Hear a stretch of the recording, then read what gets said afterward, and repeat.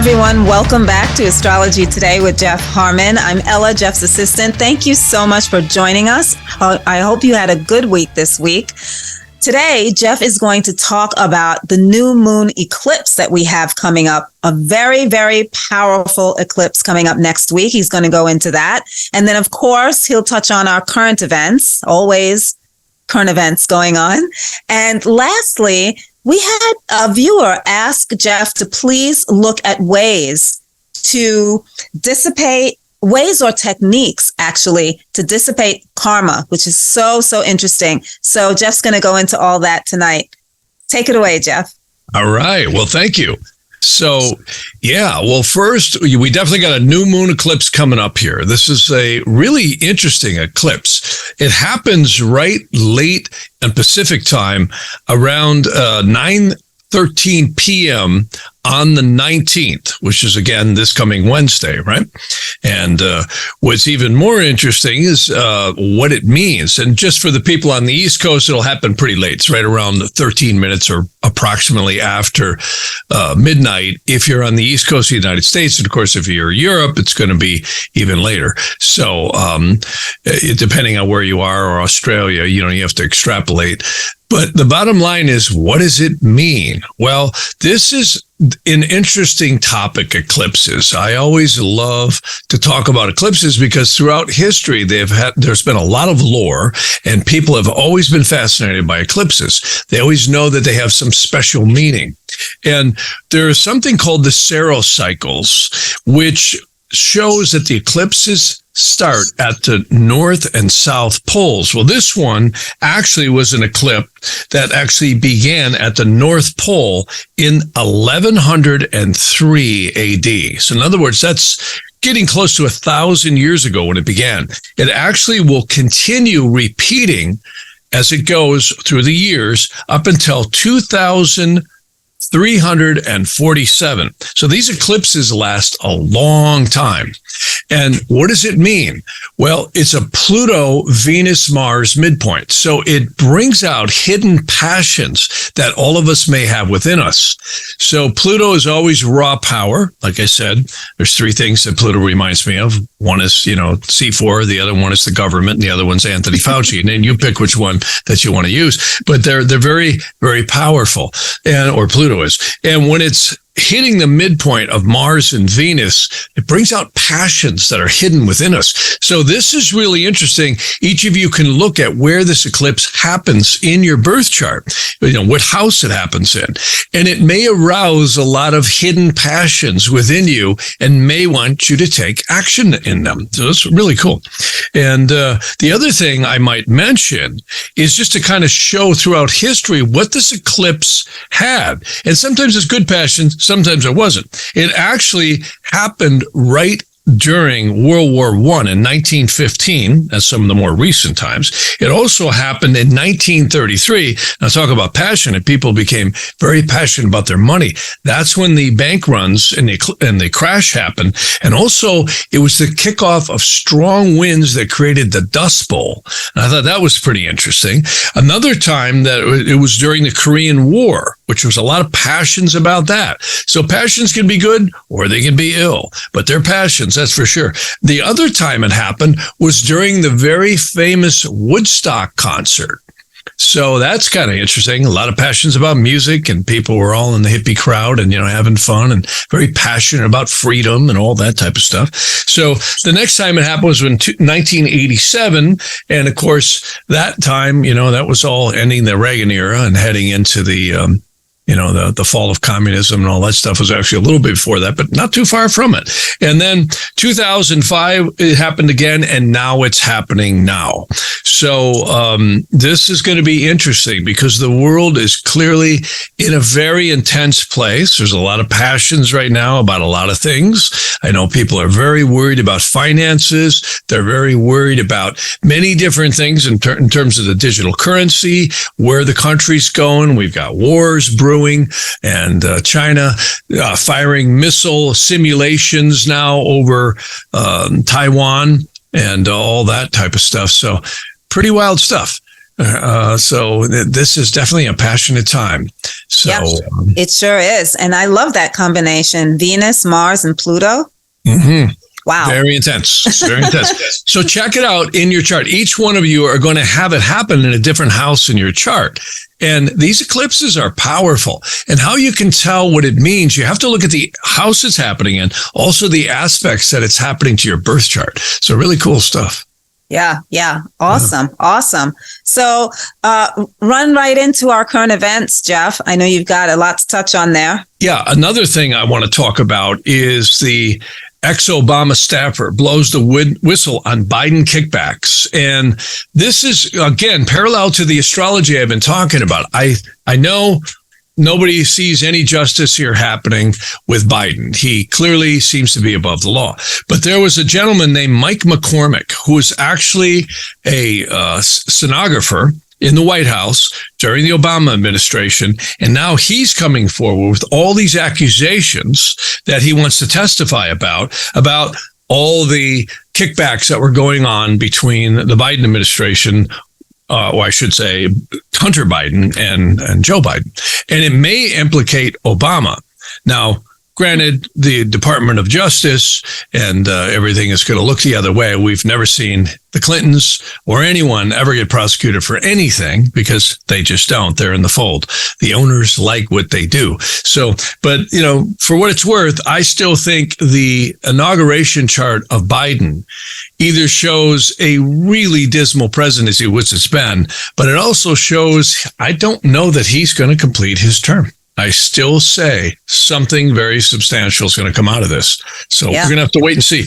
But that's an interesting point that I wanted to bring up. The other one is, we're seeing all kinds of food processing plants. Again, 18,000 dairy cows killed. So again, a lot of people have said, well, this isn't going to be a wild ride. But I can tell you this spring equinox and this entire year going on, we're going to see a lot of crazy stuff happen this year. I hope I'm wrong. I actually do, because I'm not a fearmonger. I do not like to say to people, oh my God, the world's going to end, because I don't think it's ever going to end, at least not the way we think it will.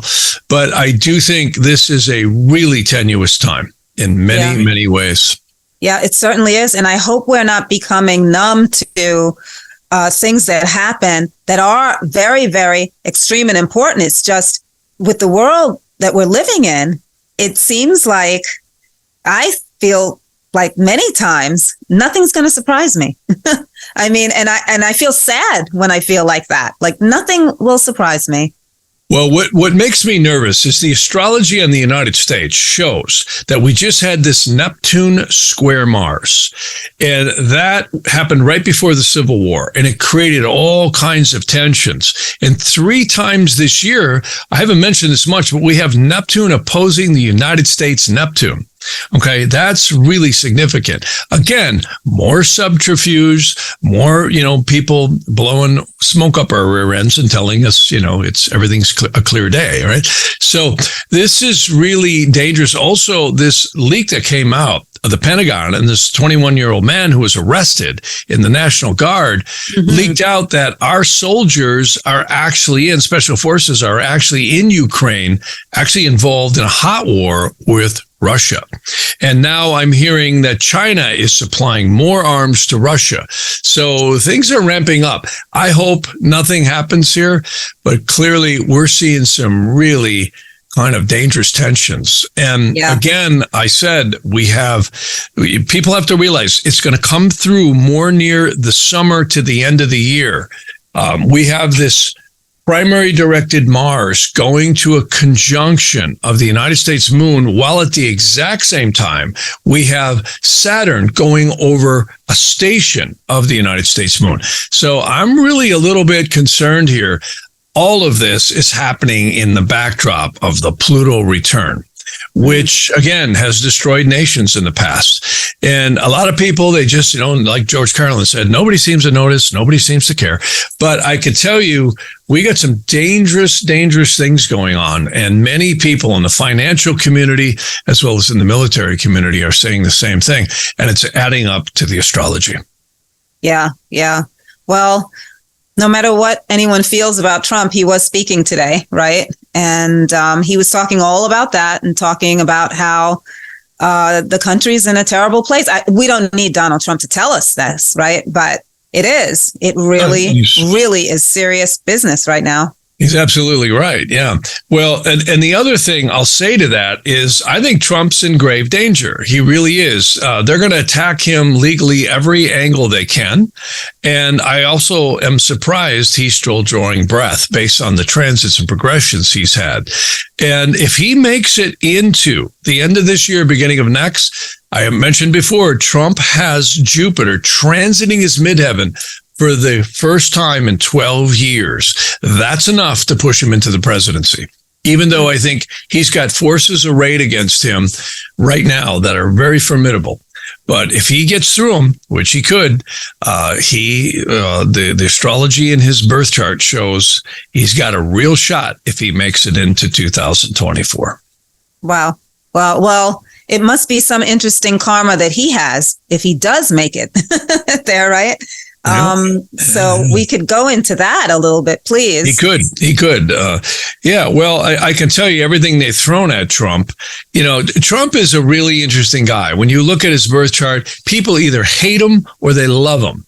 You know, very emotional about this. Very person. emotional. Yes. Mm-hmm. And, you know, many Vedic astrologers talk about something called Kalasarpa yogas. What a Kalasarpa yoga is when all the planets are in between the moon's north and south node. Now, there's a lot of different criteria. Some astrologers say all the planets have to be inside of the moon's eclipse point, speaking of eclipses tonight. But also, it can happen. And there's a lot of dispute about this because I've actually read and researched a lot about this, and I've looked at thousands of charts with these conditions. And my opinion is if the planets are inside, even if they're in the same sign, you got a Kalasarpa yoga. So Trump has that. If he would have been born literally 40 minutes later, he would have not had a Kalasarpa yoga as clearly as the ancient texts say. And what does this mean? Well, this means an individual who's born with a lot of karma and a lot of energy to create a lot of things around them. And he certainly has. Mm-hmm. You know, there's people who absolutely adore him that I've talked to, and there's people that absolutely hate him. I don't think he's the statesman that Reagan was, but he's really powerful, and people really love him or they really hate him. So he's an interesting figure in history here. It really is. Mm-hmm. So let's speak a little bit about ways to dissipate karma, ways or techniques that you know of. Yeah, that's an interesting subject, you know, because again, us Westerners, when we hear the word karma, right, it's got to be bad, right? So karmas are really interesting because even in the West, there's an ancient text called, it's actually not that ancient, but it's called the Shar Hagilgam, and I've mentioned it many times.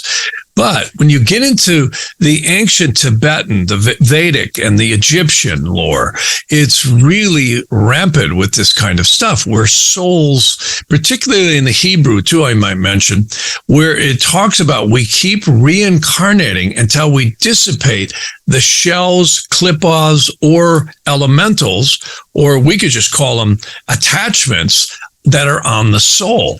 And this is very, very mysterious stuff. I don't care how hard sciences approach it. They cannot put a frequency to it. You can't measure karma. You can't measure souls, and you can't measure consciousness. Now, there are some people who say they can measure brainwaves and all this different thing. That's different. I'm talking about the spirit, psyche, and soul. So we seem to be intertwined with this like a Gordian knot. And the astrology, particularly the Nadi and the Vedic astrology, really approaches it from that standpoint. So they also came up with a whole host of remedial measures. And I got to be brief here because we could spend hours talking about this. But there were mantras that were used. There's also sacred diagrams called yantras that can be used. Further, gemstones were also used to balance karmas or help make the traits of a person move in a different direction so they wouldn't keep committing certain karmas. Mm-hmm. So, and this is not anything just specific to the Hindu and the Tibetan and the Far Eastern religions. It's also very well known in the West, in Christianity. Tithing is another thing with that. Also, in the Hebrew, there's a really important text called the Sharei Teshuvah. Sharei means gates, and Teshuvah means repentance or clearance of the soul. And I actually have a lot of things that I give people in terms of either mantras, or it will give them certain prayers to help unentangle. And it uses the Psalms, and it also uses meditational intentions to clear the aura and also to detach yourself from hating or being hurt. All these things attach psychic lines of force to our auras, to those situations. Yes. Yeah. And, I've been going through some crazy energies, experiencing some crazy energies lately. And just last night, you suggested that I read Psalm 91 3 times. And I did that. And I haven't been sleeping. I haven't been able to really rest. And I did rest better last night. I didn't get that much sleep, but I was able to rest. And I noticed that, what a powerful Psalm, first of all, Psalm 91. But I noticed how it really did affect me. It really did affect me. And it shifted the energy for sure. Yeah. And what's interesting is you're supposed to read the end of Psalm 90, the very final verse of Psalm 90, 3 times. And then what you do is you read Psalm 91 in its entirety, and then you put the 4 archangels before you and behind you. Well, you put Michael before you, Gabriel behind you, Raphael to the right, and Uriel to the left. And for anyone who might not be familiar, Michael rules fire. Gabriel rules water behind you. So you put Michael in front of you, Gabriel ruling water behind you, Raphael who rules air and all the sylphs and the fairies to the right, and of course, Uriel to the left, which rules earth. And these are the 4 archangels believed to rule all the elemental energies down in the physical worlds. And I used to think, wow, how could that be? But then, I looked in a physics class. I actually had to do a lot of research. I was teaching a physics class many years ago. And it actually, you can put all the elemental substances under those 4 categories. So it's really interesting. And of course, but yeah, there's a lot of methods, and they're called remedial measures. And there's also so many things we could talk about in the ancient worlds that were used, which were prayers, protections for children, pregnant women, protection for your home. There's so many different things that can work. And even when I do clearings on various places or people, there's certain things they can wear. They're called yantras or angelic squares, and really interesting stuff. So karma is a huge, huge subject. This is by no means definitive, but there are very, very detailed methods to, and I also don't want to omit, there were actually methods that were really detailed in the ancient Hebrew. And they're actually called purifications or rectifications, where certain fasts were to be done.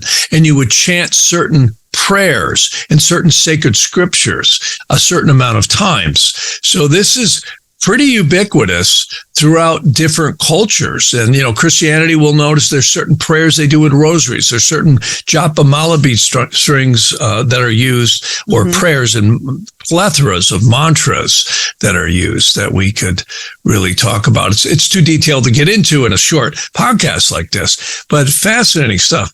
I've got a lot of different ancient references to that are quite amazing. And the phonetics of certain mantras are very powerful. They actually encode encrypted energies that numerologically really have a powerful effect on dissipating karma. Well, the astrology is so interesting because I remember we talked about the families that we're born into, that all that karma there, we have to play that out. Isn't that a form of dissipating it, playing it out? Yeah. In fact, in the ancient Nadi, they actually speak specifically that every breath you take, you are literally, it's karma. See, spirit has been called many different things throughout history, but the karma is believed to actually be dissipated as you breathe in through the mouth or the nose. In fact, actually, the nostrils are Rahu and Ketu. See, and as we bring this down into us, the root chakra is Saturn. And so as we breathe back and forth, these are very, very powerful energies that dissipate karma. That's why there's the old saying, when I draw last breath, right? That's when the spirit vacates the body. Now, some people call it Rush, some people call it Ruach. There's different terms for it. But very fascinating stuff, because we're all here. And this is the interesting thing, too, about many of the ancient texts. They say that we, for some reason, in these bodies, when we're on the physical earth itself, that karma grounds out through the earth. So being alive itself is you could say, not only an experiential thing, but it is believed to be a dissipation of karma. That's maybe why we all age at the ages that we age. Different people certainly live to different lengths of life. And it's very interesting how the astrology often shows that quite accurately. And the nodes or the eclipse points, which we started with tonight, actually have a huge effect on when we vacate the body and that karma is complete. In fact, they actually call death the liberation of karma. Mm-hmm. Is what they call it in Nadi astrology, which is an interesting thing. We call it death, and the ancient Nadi astrology looks at it liberation of karma. Well, then, if it is indeed the end of karma or liberation of karma, how does reincarnation come into it? Because it continues. So you see, that's the end. It's a liberation of karma for that incarnation. And there's the mysteries right there. When you look at the intertanglement of the soul in the upper dimensions, particularly the Yetziratic world and the Briatic world and all the way up, it's something that's way beyond what any person, I think, is ever going to be able to fully comprehend using this state of consciousness. And it's deep stuff. Call it what you will. I know there's a lot of flat earthers out there. I know there's a lot of round earthers and people of many different faiths and beliefs. But what's fascinating is that all of us seem to be here dissipating not only our own karmas, but the intertanglement between our, you could say, people we interact with, the people we give birth to, marry, have love with, hate with, all that. Right. It's really a very complex Gordian knot, far beyond what I think we're ever going to fully be able to comprehend. The Nadi astrology shows a lot about that. And it's really interesting how you can see that. Invariably, I do readings all the time. And, I just had a person today who had a Kalasarpa yoga as well, and completely different than Trump's. And I said, this is actually really a blessing. In fact, you can see whether the karma is going down the rabbit hole or coming up out of the rabbit hole by many of the yogas and the directions of the charts. There's no two charts the same. It's very fascinating stuff. Wow, really fascinating stuff. So fascinating. And that karma that we speak about, it's not only happening with people, but animals too. Oh, because I think anything that's alive. Yeah. Anything that's alive. Yeah. That karmic connection, the karmic interaction. You've had it with you had it with your dog Shelby. I have had it with many animals that I've lived with, and all of the animals. You mentioned those 18,000 cows that just died in that horrific explosion. But when you look at it, their lives were horrific anyway, right? And when to be living like that every day of your life is pretty awful and insane. So, you have to question all of what's going on this planet, on planet Earth. You really have to question it. I think it's the soul cauldron. I really do. I think it's the soul cauldron. Yeah. Yeah. Big pot, right? Yeah, big pot. It just keeps stirring. That's right. Just keeps stirring it. Just keeps stirring it. Interesting stuff. Really interesting. Very, very interesting. Yeah, well, there was a guy. Oh, yeah, you bet. There was a guy in I think Ireland who used to pick racehorses based on their birth charts. Amazing stuff. Yeah, you mentioned that. Yeah. You really. It's.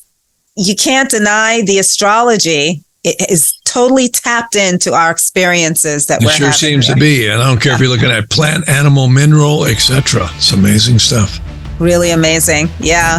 Yeah. Well, thank you, Jeff. I know this was You bet. another short but sweet one. You've been so busy lately, but thank you so very much. And thank you all so much. Please keep your questions coming and your comments. We appreciate them.